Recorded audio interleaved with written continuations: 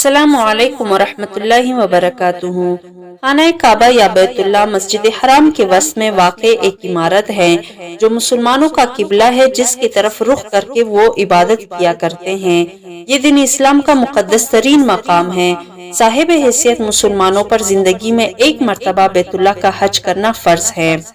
Video میں آگے بڑھنے سے پہلے اگر آپ ہمارے چینل پہ نئے ہیں تو پلیز ہمارے چینل کو سبسکرائب اور لائک کریں اور بیل آئیکن کو پریس کریں تاکہ ہر نئی ویڈیو آپ تک سب سے پہلے پہنچے۔ حضرت ابراہیم علیہ السلام کا قائم کردہ بیت اللہ بغیر چھت کے ایک مستطیل نما عمارت تھی، جس کے دونوں طرف دروازے کھلے تھے جو سطح زمین کے برابر تھی، جس سے ہر خاص و عام کو گزرنے کی اجازت تھی۔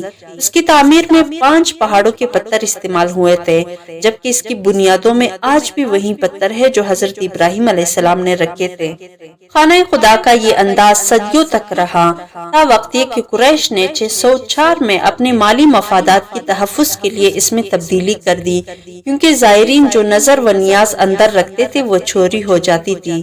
حضرت امام مسلم رحمۃ اللہ علیہ نے حضرت عائشہ رضی اللہ تعالی عنہا سے یہ حدیث بیان فرمایا ہے کہ حضرت عائشہ رضی اللہ تعالی عنہا بیان کرتی ہیں کہ میں نے رسول اکرم صلی اللہ علیہ وسلم سے حتیم کے بارے میں سوال کیا کہ کیا یہ بیت اللہ کا ہی حصہ ہے؟ تو نبی کریم صلی اللہ علیہ وسلم نے جواب دیا، جی ہاں۔ حضرت عائشہ رضی اللہ تعالی عنہا بیان کرتی ہیں کہ میں نے پوچھا کہ اسے پھر بیت اللہ میں داخل کیوں نہیں کیا گیا؟ نبی کریم صلی اللہ علیہ وسلم کا جواب تھا کہ تیری قوم کے پاس خرچے کے لیے رقم کم پڑ گئی تھی۔ میں نے کہا کہ بیت اللہ کا دروازہ اونچا کیوں ہے؟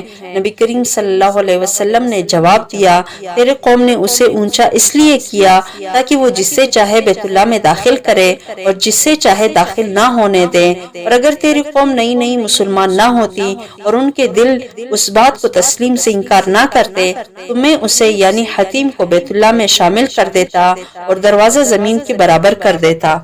قریش نے بیت اللہ کے شمال کی طرف 3 ہاتھ جگہ چھوڑ کر عمارت کو مکعب اور نما یعنی کعبہ بنا دیا تھا۔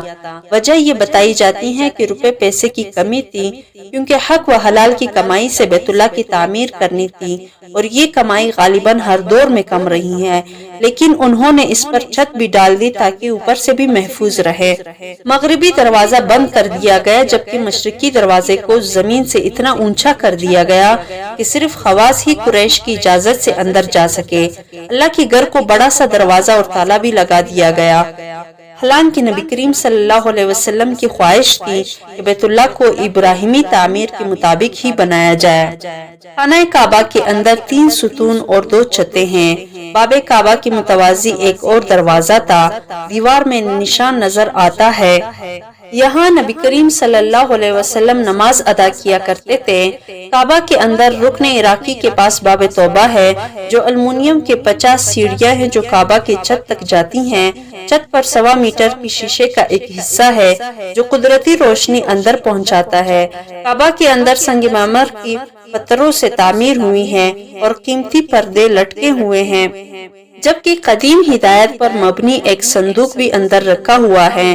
کعبہ کی موجودہ عمارت کی آخری بار 1996 میں تعمیر کی گئی تھی اور اس کی بنیادوں کو نئے سرے سے بھرا گیا تھا۔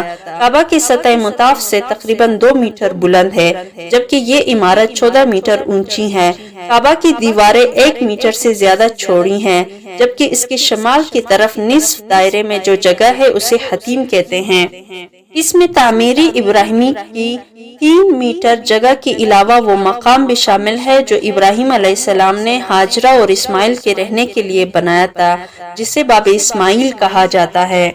حتیم جسے حجر اسماعیل بھی کہا جاتا ہے۔ خانہ کعبہ کے شمال کی سمت ایک دیوار ہے جس کے باہر سے طواف کیا جاتا ہے۔ اس دیوار کے متعلق کہا جاتا ہے کہ وہ خانہ کعبہ میں شامل تھی۔ حتیم کی اونچائی 30 انچ اور چوڑائی 1.5 میٹر ہے۔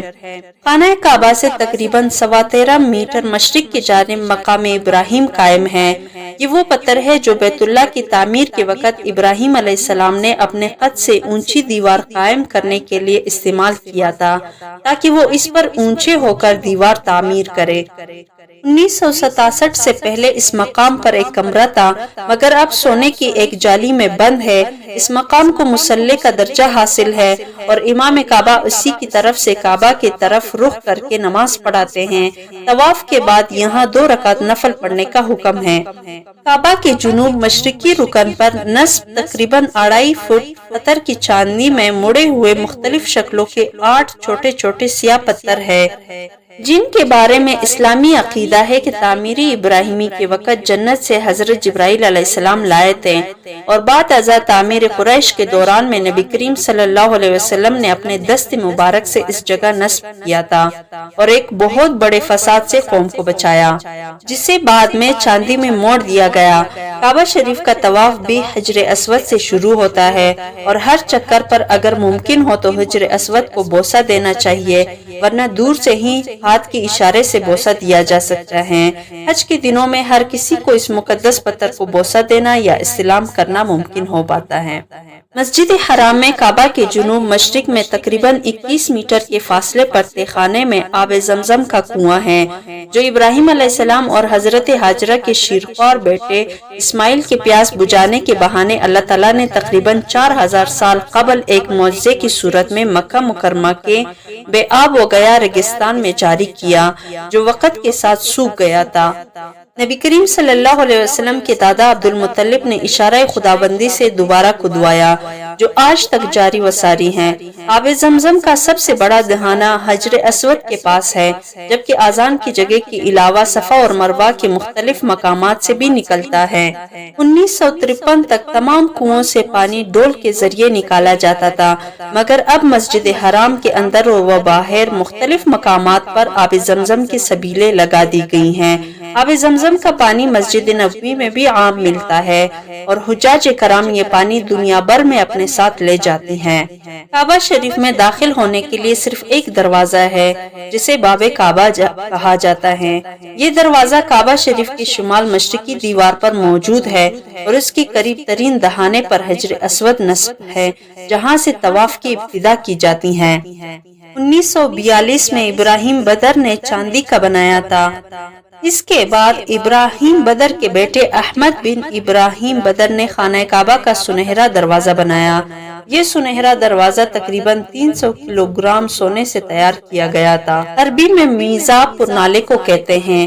خانہ کعبہ کی چھت پر لگا پرنالہ، جس سے بارش کا پانی کعبے کی چھت سے حتیم میں گرتا ہے، یہ پرنالہ سونے کا بنا ہوا ہے۔ اس پرنالے کا پانی باعث رحمت تصور کیا جاتا ہے، اس لیے اس پرنالے کو عربی میں میزاب رحمت کہتے ہیں۔ کعبۃ اللہ کی 4 ارکان ہیں: رکن یمانی، رکن حجر اسود، رکن شامی، رکن عراقی۔ رکن یمانی خانہ کعبہ کے جنوب مغربی کونے کو کہتے ہیں۔ حضرت محمد صلی اللہ علیہ وسلم نے فرمایا، رکن یمانی اور حجر اسود دونوں جنت کے دروازے ہیں۔ عبداللہ بن عمر رضی اللہ تعالیٰ عنہ فرماتے ہیں کہ رکن یمانی پر 2 فرشتے ہیں، جو وہاں سے گزرنے والے کی دعا پر آمین کہتے ہیں، اور حجر اسود پر تو بے شمار فرشتے ہیں۔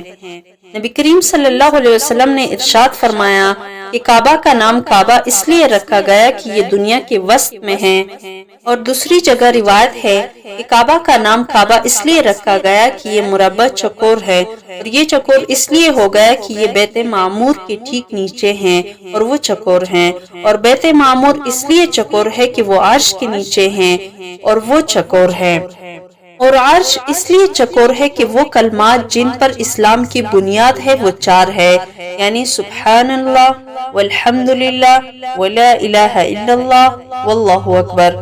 بیت اللہ کا نام حرام اس لیے رکھا گیا کہ اس کے اندر مشرکین کا داخلہ حرام ہے۔ بیت اللہ کو عتیق اس لیے کہا گیا کہ یہ غرق ہونے سے بچاتا۔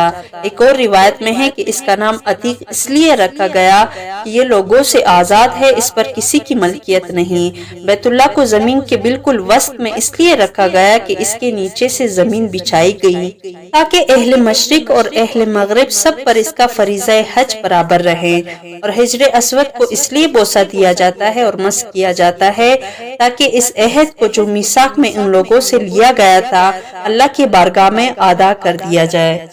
اور حجر اسود کو اس کے رکن میں رکھا گیا ہے جہاں وہ اس وقت ہے، کسی دوسرے رکن میں اس لیے نہیں رکھا گیا کہ اللہ تعالیٰ نے جس وقت میثاق کیا تھا اس کو اسی جگہ رکھا تھا۔ اور کوئی صفا سے اس رکن کا استقبال جس میں حجر اسود ہے تکبیر کے ساتھ کرنے کی سنت اس لیے جاری ہو گئی کہ جب آدم علیہ السلام نے کوئی صفا سے دیکھا کہ حجر اسود اس رکن میں رکھا ہوا ہے تو اللہ تعالیٰ کی تکبیر و تمجید کرنے لگے۔ اور میثاق کو حجر اسود میں اس لیے رکھا کہ جب اللہ تعالیٰ نے اپنے ربوبیت اور محمد صلی اللہ علیہ وسلم کی نبوت کا میثاق کیا تو ملائکہ کی جوڑ جوڑ کانپنے لگے، اور سب سے پہلے اقرار میں جس نے جلدی کی یہی حجر اسود تھا، اس لیے اللہ تعالیٰ نے اس کو منتخب کیا اور وہ میثاق اس کے منہ میں ڈال دیا۔ اب وہ قیامت کے دن آئے گا تو اس کے بولتی ہوئی زبان اور دیکھنے والی آنکھ ہوگی، اور وہ ہر اس شخص کی گواہی دے گا جس نے یہاں آ کر اس میثاق کو ادا کیا۔ اور حجر اسود کو جنت سے اس لیے نکال کر بھیجا گیا تاکہ آدم جو عہد و میثاق میں سے بھول گئے ہوں انہیں یاد دلا دے، اور حرم کی حدود جو تھے وہ وہی ہیں، ان میں نہ کچھ کم ہوئے نہ زیادہ۔ اس کی وجہ یہ ہے کہ اللہ تعالیٰ نے آدم علیہ السلام کے پاس ایک سرخ یاقوت نازل فرمایا تھا، اس کو انہوں نے بیت اللہ کی جگہ رکھا تھا اور اس کا طواف کرتے تھے، جس کی روشنی نشانات تک پہنچی تو اللہ تعالیٰ نے ان نشانات تک حرم قرار دے دیا۔ اور حجر اسود کو مس اس لیے کیا جاتا ہے کہ اس میں سارے خلائق کے عہد و میثاق ودیعت ہے اور دودھ سے بھی زیادہ سفید تھا، مگر بنی آدم کی گناہوں نے اس کو ایسا سیاہ بنا دیا۔ اگر ایام جاہلیت کے گندے اور نجس لوگ اس کو مس نہ کرتے تو یہ ایسا ہوتا کہ جو بیمار بھی اس کو مس کرتا وہ اچھا ہو جاتا۔ حتیم کو حتیم اس لیے کہا جاتا ہے کہ لوگ وہاں ایک دوسرے پہ ٹوٹے پڑتے ہیں، اور لوگ حجر اسود اور رکن یمانی کو مس کرتے ہیں اور دوسرے ارکان کو مس نہیں کرتے۔ اس کی وجہ یہ ہے کہ رکن یمانی عرش کے داہنے جانب ہے، اور اللہ تعالیٰ نے حکم دیا ہے کہ جو چیز اس کے عرش کے دائیں جانب ہے اسے مس کیا جائے۔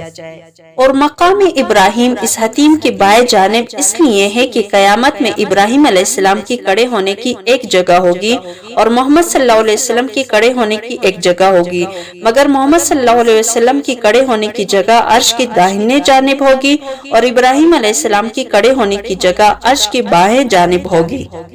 اور رکن شامی گرمی میں متحرک رہتا ہے اس لیے کہ اس کے نیچے ہوا قید ہے، اور خانہ کعبہ اتنا بلند ہو گیا ہے کہ اس پر سیڑھی لگا کر جاتے ہیں۔ اس کی وجہ یہ ہے کہ جب حجاج نے خانہ کعبہ کو منہدم کیا تو لوگ اس کی مٹی اٹھا کر لے گئے، اور پھر جب لوگوں نے اس کی دوبارہ تعمیر کا ارادہ کیا تو ایک سانپ نمودار ہوا جس نے لوگوں کو تعمیر سے روک دیا۔ جب حجاج آیا تو اسے لوگوں نے بتایا، اس نے امام علی بن حسین سے اس کے متعلق رجوع کیا تو آپ نے فرمایا کہ تم لوگوں کو حکم دو کہ جو شخص یہاں سے جو کچھ لے گیا ہے وہ سب لا کر یہاں واپس ڈال دے۔ چنانچہ جب اس کی دیواریں بلند ہو گئی تو آپ نے حکم دیا کہ اس کی ساری مٹی اس میں ڈال دی جائے، اس لیے خانہ کعبہ اتنا بلند ہو گیا کہ اس میں سیڑھی لگا کر جاتے ہیں اور لوگ اس چار دیواری سے باہر خانہ کعبہ کا طواف کرتے ہیں، اس کے اندر سے نہیں کرتے، اس لیے کہ اسماعیل علیہ السلام کی مادر گرامی چار دیواری کے اندر دفن ہے اور اس میں ان کی قبر ہے، اس لیے باہر سے طواف کرتے ہیں تاکہ ان کی قبر پاؤں تلے رون نہ جائے۔ اور روایت کی گئی ہے کہ اس میں چند انبیاء کی قبریں بھی ہیں، اور اس کا نام مکہ اس لیے ہوا کہ لوگ یہاں ایک دوسرے کو ہاتھوں سے دھکا دیتے ہیں، اور یہ بھی روایت کی گئی ہے کہ اس کا نام مکہ اس لیے پڑ گیا کہ اس کے گرد اور اس کے اندر لوگ گریہ و بکا کرتے ہیں، اور بکا خانہ کعبہ کی جگہ کو کہتے ہیں، اور مکہ پوری آبادی کا نام ہے، اور خانہ کعبہ کے پاس کوئی ہدیہ اور نظر لانا مستحب نہیں، اس لیے کہ یہ سب خانہ کعبہ کے خدام کا ہو جاتا ہے، مسکینوں کو کچھ نہیں ملتا، اور کعبہ تو نہ کھاتا اور نہ پیتا ہے، اور اس کے لیے جو بھی ہدیہ لایا جاتا ہے وہ خانہ کعبہ کے زائرین کے لیے ہیں۔ اور روایت میں ہے کہ حجر کے اوپر سے ندا کی جاتی تھی کہ آگاہ ہو، جس کا خرچہ ختم ہو گیا ہو وہ یہاں آ جائے، اس کو خرچہ دیا جائے گا۔